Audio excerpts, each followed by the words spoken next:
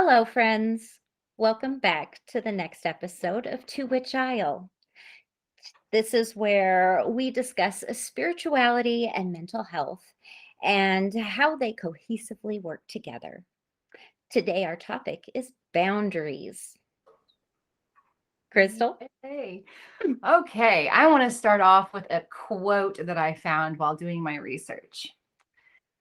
Boundaries are guidelines for how someone relates the self to the rest of the world. They are rules of conduct built out of a mix of beliefs, opinions, attitudes, past experiences, and social learning. This is by Teal Swan. I like that because that's exactly what boundaries are. Boundaries are simply how you get your needs met, how you keep your emotional self in a state of well being. And if you're taking care of that emotional self, you're taking care of your soul essentially because your emotions kind of equal your spirit and your soul. So I do love that. Yeah, absolutely. Boundaries are basically there to help you define a person's individual likes, dislikes, what is right for them, and what is wrong for them. Right. So we should really talk about what kind of boundaries there are because boundaries aren't just simply saying no. A lot of people do mistake that. That is what a boundary is. That's my firm no. But technically boundaries have to do with your physical self, your emotional self and your spiritual self. For a long time my spiritual boundary was I don't want to have anything to do with that because I had coupled it with a distorted notion that all religion is bad, and that is doesn't even have anything to do with spirituality as we learned earlier. So we need to make sure that when we're setting boundaries, we are aware of what our actual needs are, because that's exactly it. We're going to get our needs met by setting these boundaries or asking for help. Oh, yeah, absolutely. I mean, let's start with where do boundaries first become established? Okay. Okay. Okay. Early in childhood, like right around the time that you learn how to say no, whenever you're like two-ish, is where your boundaries first start being coming developed because this is the point of where you have recognition of self or the recognition of separation that you are different than I. That's when that starts to occur. And so it really, how your caregivers, how your parents react to your sense of self is starts to affect how your boundaries start to develop.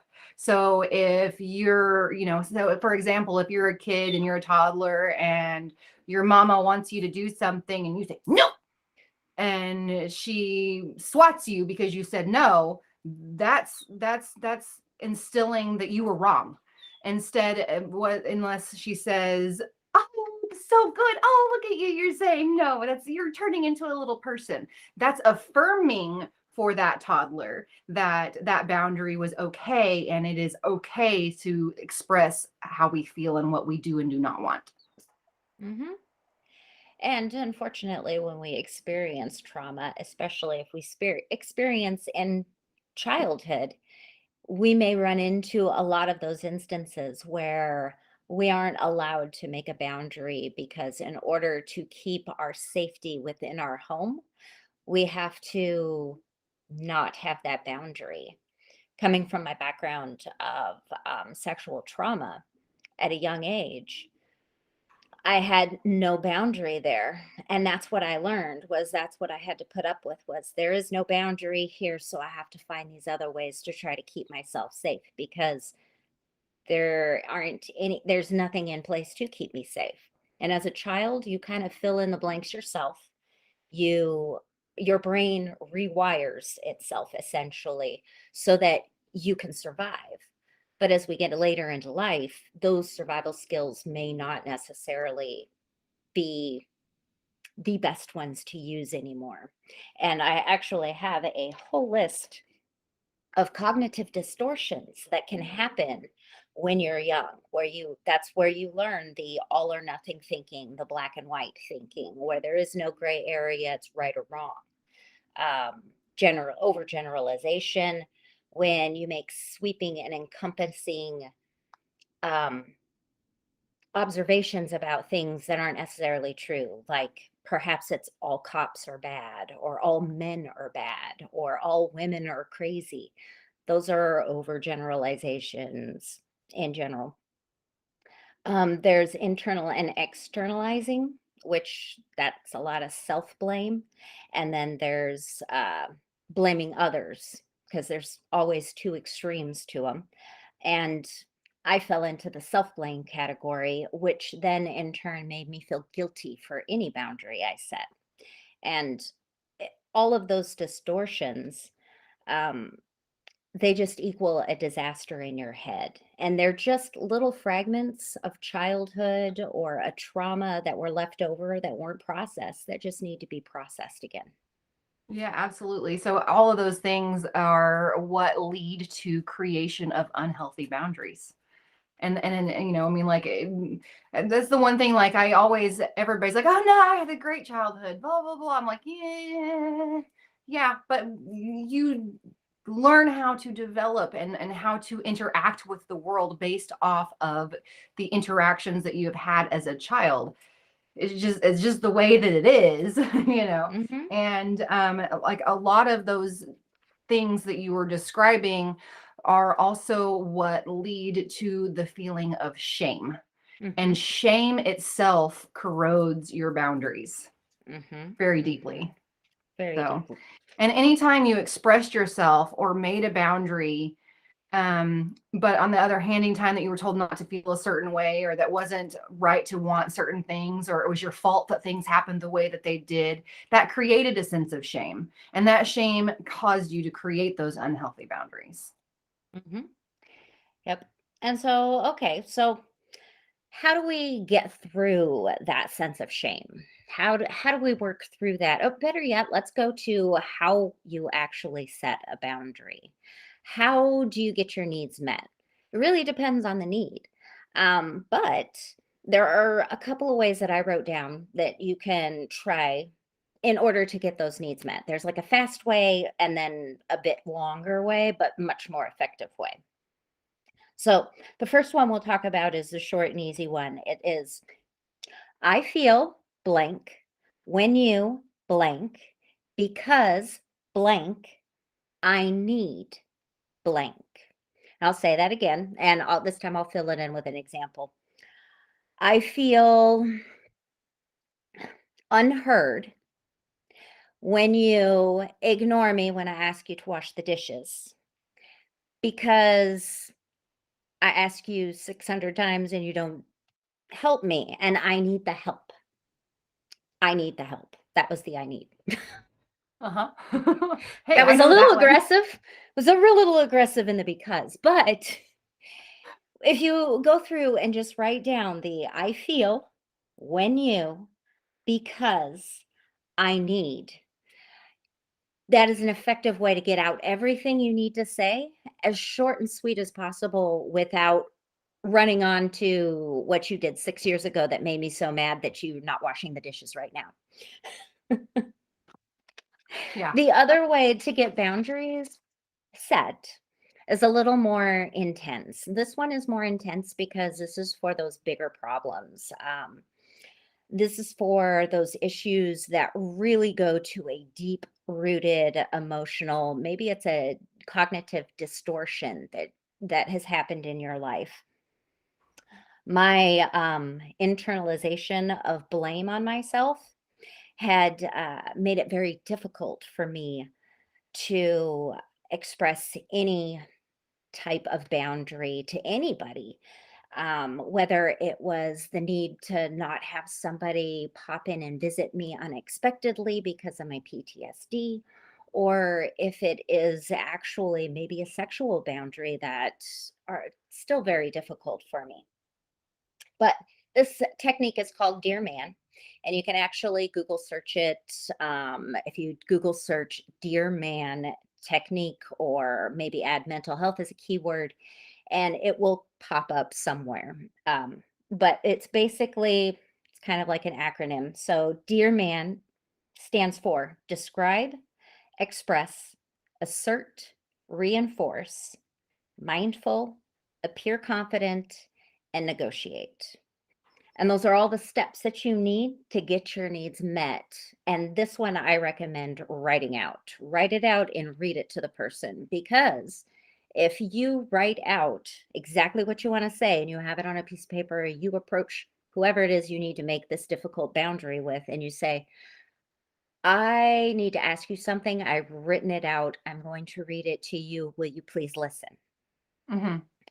Simple as that. That way you can actually read it and they can see that you're reading exactly what it is that you wrote down, which makes it easier for them to wait for you to be done before they respond to you. And hopefully by the time you get to it, the end of it, you have made your place very clear. Now, I'm not going to say there's never going to be an element of guilt or shame if that is what you experience when you need to set a boundary, because I can tell you right now, some boundaries, because of trauma, you will always have that little inkling of, oh my gosh, am I being cruel? Am I asking too much? Do I deserve this boundary for myself? And the ultimate answer is yes. You deserve to set a boundary to protect your feelings. If you have a feeling that you feel unheard, misunderstood, you have a hurt in your heart, a hole in your heart, ask yourself what it is that's actually causing that, because your awareness of what where you are inside is going to make it easier for you to set that boundary, because it is for you. It's ultimately to protect you and your soul and your spirit and to keep you happy. And they don't get easier. They do get easier. It's just a matter of doing it time again, and not backing down on those things that you need to feel good, because ultimately nobody else is going to make you feel good in your shoes. You're going to have to be the one to make yourself feel good in your shoes if you are absolutely really going to feel good in your shoes. Yeah, absolutely. Because boundaries are the sense of self. This goes in with your dear man and your and setting boundaries. It's they are voicing your wants, your needs, your desires. Boundaries are your own personal truth. When your boundaries are violated, you experience a boundary limit. When Mhm. you experience that limit, you have an emotional response. And emotions are how you know when your boundaries have been violated. Mhm. Anxiety, fear, sadness, and anger are all huge signs that your boundaries have been crossed. And it is your individual responsibility to set clear boundaries to the people around you. This is your family. This is your coworkers. These are your friends. This is everyone. Um, uh, and a lot of the time, people don't even know what your boundaries are. They're not actively trying to trigger you, or they're not actively trying to walk over the barrier of your boundary. It's just, it's important. It's an important aspect of your emotional and mental health. It's your physical health. Each individual person has their own set. It uniquely defines who you are as a person. It's extremely important not to violate your own boundaries. Oh, Listen and respect how you feel and how others feel, right? ooh, that's a big one. That's a big ouch right there. Like, for years, I didn't believe I deserved boundaries. And it was all based on one untruth that, in order to survive, I based my whole life on, which is that and you know what? A lot of people have this view: good things happen to good people, bad things happen to bad people. And when that one truth suddenly becomes untrue, it turns your world upside down and you attempt to make a truth. So my truth ended up being that I must be a bad person because these bad things happen to me. Having to peel that away from my psyche has not been an easy task, because it is so hard to take something out that had been in the works for, say, 38 years, because that's about when I really started working on this stuff. And now I'm farther away from there than I have ever been. And, realizing that we as humans on this earth all deserve love. We all deserve respect. We all deserve to be traveling our journey without really judging anybody else on their journey. And I had all of these judgments from past distortions in my head telling me untruths. Once I unwound those and I'm aware that I'm a human being and I deserve love too. Simple as that. Every one of us is human and we deserve love too. And are you aware of that? Do you have a belief deep down inside that you need to untangle from as well, where that you are a good person? We all try to do the best we can with the information that we have at any given time. Yeah, absolutely. And, I mean, like, there's like, it's a statement that I don't know where the quote came from. I don't even remember exactly how the quote is supposed to go, but it is essentially you teach other people how to treat you by your Hmm. boundary setting. Yep. And the one I read was you teach people how to love you by the way that you love yourself. And I had never loved if I was honest with myself 10 years ago, I did not love myself. I kind of loathed myself, but I didn't know who I was. I was a combination of everything I picked up along the road, and all of them were distorted social situations. I was none of that.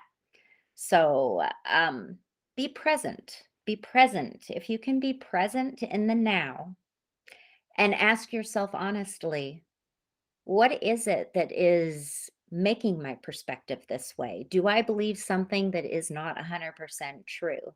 I think that is where you really get down to the nitty gritty of it. I think I wrote it down here.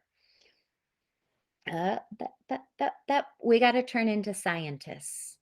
Be scientist and be curious. Be curious about yourself. Where do these thoughts come from? Because not all of our thoughts or feelings are 100% truth. And if you ask yourself, ooh, I feel angry, and then you try to find why it is that you feel angry, because usually there's an underlying thought there, and it could be a distortion, something, say you're catastrophizing, everything always turns out bad. Well, does everything always turn out bad? That is not an accurate thought because that isn't 100% absolutely truth. Some things in my life turned out great and I didn't even expect them to be that way. And we have to be honest with ourselves when we're actually evaluating our thoughts. Right, absolutely. So, question then, and I've got Mhm. a few notes for it too, is why do we find it so hard to create boundaries? I think that goes back to that desire to be liked by everybody. That desire to people please. If in, say, your trauma situation, you found out that if you just did everything everybody wanted you to do, everybody would be happy and you didn't have to deal with any drama. Well, then you got into the habit of people pleasing everybody. Now everybody expects you to do absolutely everything. And you don't want to do everything anymore. Maybe you're getting burnt out. That's when the boundaries are absolutely necessary. And we can undo all of that. It just takes time because if you have taught somebody how to treat you based on people pleasing skills, guess what? When you put up that boundary the first time, they might not hear it. They might not get it. You might get a lot of buts. And they, you know what? They may not even listen to you and they still might do whatever it is that you ask them either not to do, or maybe they're not helping you with what you asked them you needed help with. Right. I have a You will list. have to stand by the boundary. That's where boundaries get a little bit trickier. There's more acronyms for that. They're give and fast. Give is for when you care about the person you're talking to. Fast is when, hey, it's customer service and I just need to get this done. Needs met. That's all I need. And each of them mean several. Well, guess I'll read them. Give is be gentle. G. It's the gentle, interested, validate, and an easy manner. That goes along with that Dear Man acronym. So after you've described the situation, you've expressed how you felt, you've asserted either asking for or saying no to, And then you were mindful and maintained your position. And if they came at you and said, but I need, you broken record it. You say it again, say it over again, because this is important. This is important for your well being, not theirs. And unpeeling their well being from your well being is really hard, because just because they feel better doesn't mean you're going to feel better. And eventually you run into the problem where you start to resent people if you don't get your needs met, but they're always getting their needs met. That's like pouring from an empty cup. Yes. Yes. And Okay, so your spiritual cup, your emotional health cup, your cup can't be empty, because if that cup is empty, guess what? Your physical body gets drained by that. absolutely. Okay, so I have a list of why it's so hard to create boundaries. Okay. Number 1, we don't truly know ourselves. Nope. Number 2, we are afraid that a boundary will hurt our relationships. Number 3, we never learned what healthy boundaries are. Number 4 is we always put the needs of others first, people pleasing, like you described. Number 5 is trying to create boundaries in childhood was met with opposition. And this kind of goes with this along with that. Number 6 is as children being told our feelings were wrong or untrue. And then last and not least, of course, is our personal truths are invalidated over and over again. Mm-hmm. Mm-hmm. Yep. All of those go exactly to where we learn. Where we learn is everywhere in society. Um, I learned to make fun of myself, and a big amount of crude humor from the military, because that's what I had to do to survive and fit in. Well, when I moved to Michigan and started a family, that crude humor didn't exactly fit into my lifestyle at that point, especially as a young mom. So, you know, it's being honest with yourself and asking yourself where these feelings come from, because there's always a deep root to why you feel an amount of shame or guilt when you're just attempting to get your needs met. Sometimes in our lives, we have people that say aren't exactly well themselves. You might be working on your mental health, but the people in your life aren't there. They don't see a problem yet. And you try to set a boundary with them and they kind of ignore it, or they don't hear it, or they might it just might be that they can't hear it. And then it really comes to a decision upon yourself, because usually we set a boundary so that we do not get triggered. In a triggered state, our emotions go from 0 to 100 so fast. And setting a boundary at 100 is not a great idea. You should come out of that emotional response before you go trying to set a boundary, because otherwise your boundary is going to come out feeling like an attack. And that's part of that awareness. Most of us aren't really honest with ourselves when it comes to that in particular, that we do go 0 to 100 like that if we're triggered with a serious something that threatens what we feel is our well being. Well, remember, that your feelings and your thoughts aren't exactly fact. Right. Check those first. Check that you start to feel that immediate, ask yourself, for real, why do I feel this way? Do I feel this way because I feel attacked?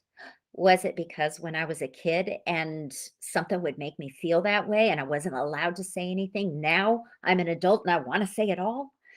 Well, you can't live in the past and be present and mindful and have these types of conversations with people, because otherwise you are going to get pulled into your past every time by a distortion like that.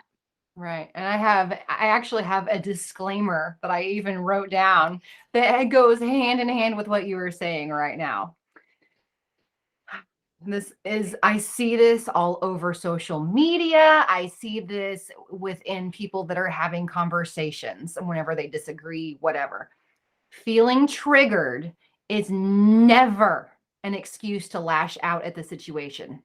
Each person is responsible for their own actions, their own reactions. You don't know what the other person's perception of the situation is. Cooler heads do prevail. Oh my gosh, that is so true. You really, really have to have a cool head when you're having conversations about boundaries. Because if you are immediately triggered to something that was from a past incident, if it's a fragment of your head, a fragment in your head from trauma, it needs to be processed so that you don't get triggered so hard each time. And boundaries are always a trigger for me just because they're very hard for me to set. I always go into that sense of, oh, am I doing this right? Am I doing this for the right reasons? Am I being too hard on somebody? But I always have to, if I'm going to ask all of those questions, I need to ask myself, am I being too hard on me? Am I allowing others to take advantage of my kindness? Am I giving too much and am I trying to pour from an empty cup? And sometimes that's the case, and I just have to take a step back. Maybe the boundary isn't needed right then. Maybe I need to take a break, come back from this triggered state of shame with a good sense of why the shame doesn't belong there. Yeah, absolutely. And I also, want to put out there that it is perfectly normal for your boundaries to change over time. Oh, gosh, yes. Hopefully, if you're on a healing journey, your boundaries change a lot over that journey. I I know can, mine is. I struggle with setting boundaries with my family right now. I've always been the people pleaser. I'll just do it. I'll just do it. If I say I'll wash the dishes or clean your room or do your laundry, and then, after saying it multiple times, it doesn't get done. What do? I just end up doing it. But now I am like, family, listen to me.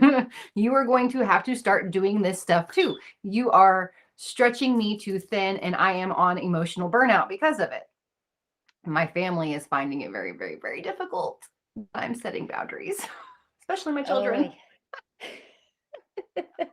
kids, oh my gosh.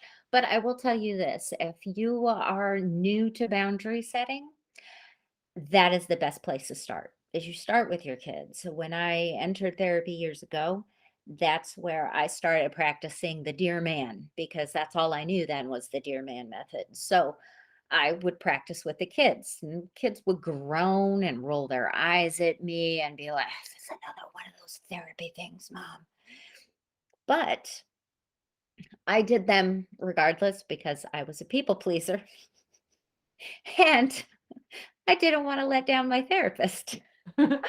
As silly as that sounds, I would do all of this homework, not believing one thing of it was going to work. Now, coming down the road, it's been 12 years since I entered therapy, and actually 12 years this month. And the funny thing is even though I may not necessarily use the dear man as it is now, I use this other little, the I feel, because it's easier to remember. But not only that, there are other things that changed. I used to use skills that were a little different. I've leaned on different skills now as I get more skillful. And starting with your kids is the best place because they need to learn how to set these skills too. And if they're doing it, they're going to learn just by watching you. Okay. I have some examples of boundaries, healthy and unhealthy. I've got them all listed out. You'll be crazy. You'll go crazy when you look at this. You'll be like, oh my gosh, Krystle. Yeah. And these boundaries can be emotional, they can be mental, they can be physical, they can be sexual, they can be material, and they can be time. So we all know that saying no when you don't want to participate in a certain thing is a healthy boundary, and saying yes when you want to say no is an unhealthy. That's the one that everybody knows, right? But there are more. So my examples of healthy boundaries are emotional, or respecting others' feelings, knowing when to share, and validation of feelings for yourself and or for others. The mental is like respecting others' thoughts, respecting others people's views on politics, religion, and their views on other people. agree to disagree. Physical, expressing appropriate touching. I'm a hugger or I'm not a hugger. Expressing personal space needs, like you're too close to me. Having adequate rest, sleeping enough, listening to your body cues whenever you need to take a break. Upholding your privacy needs, like knock before you enter my room, or don't, like needing to be clothed or something like that. Expressing your needs like hunger and thirst. Healthy sexual is consent, discussing using contraception and protection, saying no when uncomfortable, and discussing your limitations. Material, only sharing money if you're able, only letting other borrow tools, your car, etc. if you're able, treating other people's items with respect and them retreating your items with respect. And then there's time. Healthy is being punctual, respecting timelines, not overcommitting, creating personal time, and asking someone if they have the time to dedicate to you. Unhealthy is emotional, is disrespecting the feelings of self and or others, oversharing, snooping, prying into others' personal belongings, personal things, making assumptions, using people as an emotional punching bag or emotionally dumping on them. Mental, narcissism, gaslighting, overthinking, dismissing others' views on politics, religion, or other people, belittling, racism, homophobia, sexism, etc., allowing people to say things to you or in front of you that make you uncomfortable. On the physical, unhealthy is overextend your energy or having burnout, unwanted touch, personal space violation, denied physical needs like food, water, and rest, and physical abuse. And sexual, unhealthy boundaries are allowing unwanted touch, assault, rape. That's a violation of a boundary. Engaging in unwanted intercourse. You didn't really want to, but you did it anyway. Being catcalled, uninvited, advances, leering, lying about contraception or your health history, punishing by withholding, unwanted sexual talk, pressuring into sex, and making fun of your sexual preferences. On material, unhealthy is loaning money when you don't have it, possessions being stolen or destroyed. Time, unhealthy is chronically late, going over a deadline, procrastination, overcommitting, and pressuring people that don't have time to commit. Those are my lists. As you went through all those, I was thinking to trying to pinpoint a point in time that I had used a boundary or made a boundary, and unexpectedly it turned out way better than I thought. And it was kind of funny how it came about because I had talked with my therapist about it for like after a couple of conventions. I had been working for a convention, and one of the gentlemen that I worked with would come out from behind a curtain um, to do his job. His job was to check on us periodically to make sure we were okay. So he is coming through this back curtain behind me to check on me for my well being. And for whatever reason, it shocked me every time he came through the curtain. It would make me physically jump. I became on edge. It was like overtaken with anxiety in that split second moment. Now, I chalked it up as it's me. I'm messed up. There's something wrong with me, which is only a half truth as well. But finally, it was about the third time I'm working with this gentleman. I finally said, "Hey, can I talk to you for a second?" And I pulled him behind the curtain and I said, "Hey, when you come out from behind the curtain at me and you pop through and I always jump," he's like, "Yeah, it's kind of crazy." And I just said, it's because of something from my past. Like had been I had been taken advantage of by a gentleman of kind of the same stature, height, body build, and to see that shadow coming through the curtain, even if it was through my peripheral or I felt it from behind me, I physically jumped and I could not get out of that reaction. So I told him exactly that, all about it, which his response was, "Oh my God, I'm so sorry that happened to you," which wasn't the response I really wanted. I just needed to let him know that's why I was jumping. But after that, I never jumped again. He went to the extent as to stick an arm out and pull the curtain back before he came through the curtain, and that made the world of difference.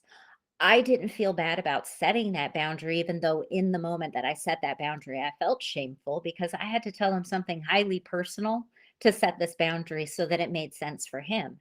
But when it made sense for him, everything was fixed like that. And I no longer had that anxiety, jump, heart attack, fear reaction every time he came through the curtain. Now, and I love working with the gentleman. It was just that one thing. And had I not spoken up, nothing would have ever changed. I would have always had that rise in anxiety, that jump, that kind of immediate, I'm going to get attacked feeling, even though I knew in that moment I was not going to get attacked. There was no bear in there that was going to attack me. Nobody was going to rape me from behind that curtain in front of a bunch of people. It was just a feeling and something that I was telling myself that I wasn't worth it.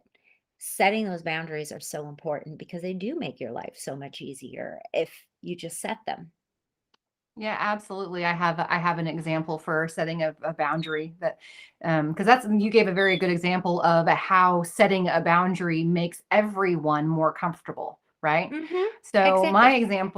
my example is that I am a mediator. I do not like confrontation. I do not like argument, right? And realized, and this is just in one example of where I've put this boundary down, was I've had to do it with my mom. Um, in our family, my mother's side, it's full of women. It's full of very exuberant, very loud, very argumentative women that will they get in a room, and I just recently witnessed this happen again. They all get in a room together and they get louder and louder and louder, and they argue, and they Sally Joe May went and did this and did this and did this, and now she's done this. And then, somebody else is like, oh, no, that's not what happened. This is what happened. And oh, no. And then somebody else, no, no, no, no, that's not true. That's not what was going on. Oh, come on. Just constantly. And therefore, I recognize that. And while I just am one of the people that's sitting in the wings going, these women are crazy, um, it comes back to my house with my mom. And I've had, I'll say something and she'll correct me, or I'll say something and she'll argue with me, and I'm just like, okay, mom, listen, this is how things are going to be. We don't have to argue about it. We can see each other's points. And then whenever I say, okay, I'm done talking about this because we're never going to see eye to eye, that's me walking away and leaving it with my own personal peace. So that's a boundary that I'm having to instill, is that I'm not going to argue with somebody. I'm just not going to do it. It's not, it doesn't make me feel good. So now that I have worked with my mom on telling her, and she's just one example of this, argumentative thing. But Mhm. now that I've told her, she will literally tell other people that I'm teaching her how to speak to me, how to speak to other people without, being someone that is constantly correcting or constantly arguing. And it's just like, that's a boundary. That's something, like how people talk to you is an absolute boundary. Uh, it really is because you words are power. Words are power. That's to which I'll hear, which is words are power. You cast spells with words. Therefore, words are power. The words that you use, the words that you put out, um, that's what comes back to you in life. It is always life is kind of cyclical. It's circular. What you put out is going to come back. And if what you're putting out is negative talk or talk that has any sort of negative That's not the word I'm looking for. Condensate. No, it's not condensation. Okay. Well, the words We that you can't put word out. today. Yeah, no, there, I lost my words. They just got bloop. Um, what you put out is going to come back to you. So if you put out negative, it will come back to you. That negativity, that you will always have it coming back. The moment that you really acknowledge and are aware of what is coming out of you, and then you really make a point to change it, the only time things are going to change in your life is if you actually make a change in your life. You can't make you have to make the choice to make the change to get to somewhere else. Otherwise, it's just not going to happen. So, if you can challenge those thoughts that make you think the negative first, maybe you don't catch yourself all the time in the beginning, but eventually I had to write down all of my negative thoughts. And when I first started this, I had about a gazillion negative thoughts running through my head at any given moment. So nailing them down was really, really hard because I just thought so much and they were always going and churning inside. Now I can write down my negative thoughts as they come out. And now I kind of stop them and I go, wait a minute, that was a little bit negative. I caught myself telling myself I was an idiot the other day because I made a small mistake. I think I splattered paint. Not a big deal. I have paint, I can repaint over it. But I berated myself for it. And then I thought about it and I go, I'm not an idiot. I just had a happy accident, right? That's what painting is, little happy accidents left and right. Well, I had to change the thought that I was having in my head. I am not an idiot. I am a smart, wonderful, caring human being that dropped a piece of paint in a place that I didn't want it. But I can work around it, and I did. So that is the point. Try to change those negative thoughts into something a little more positive. If you can reconstruct them like a scientist, like let's take out that word there and let's put in this word here. Maybe we can talk in a more loving way. If you talk in a more loving way, you'll eventually going to bring more love into your life.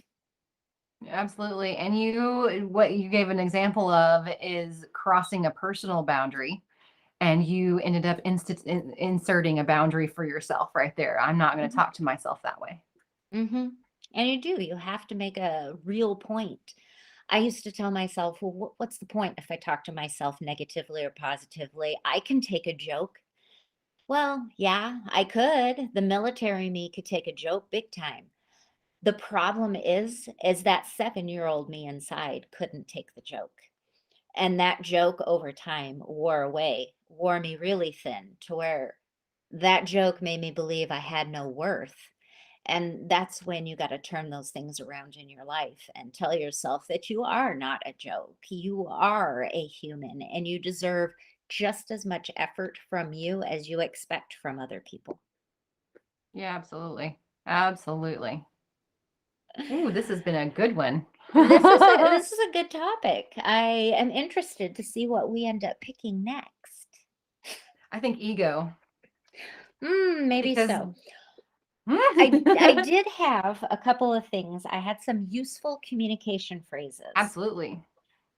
So, say you needed a request for some dialogue, you need to talk something through. Maybe you could try saying, would you be willing to take some time to have a conversation with me about and the topic?